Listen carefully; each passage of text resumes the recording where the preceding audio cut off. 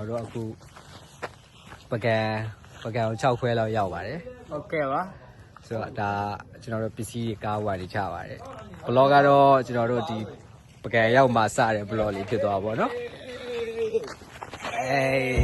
ဝါနေရောဟာဒါပကံရောက်လို့ပြောနေပါတယ် ခုမှရောက်ပါတယ်ရောက်ပါတယ် โอเคအားဆိုလို့ကျွန်တော်တို့ ညာလုံးမရသေးဘူး ဟုတ်က ညာလုံးမရသေးဘူး ညလုံးကျွန်တော်တို့ပကံဖះကိုရှောက်လေဖို့လို့ဒီမှာ e-bike လေးတွေ3စီးနှားတာပါတယ်လူ9ယောက်ဆိုတော့အခုဆိုရင်ကျွန်တော်တို့ဖះသွားပါတော့မယ်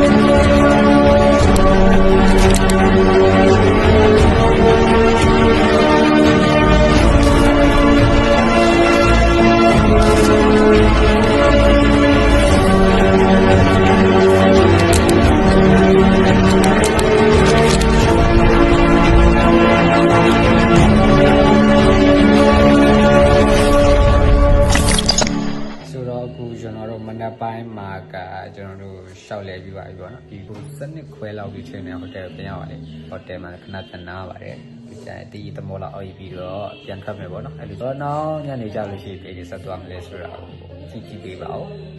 Okay bye bye see you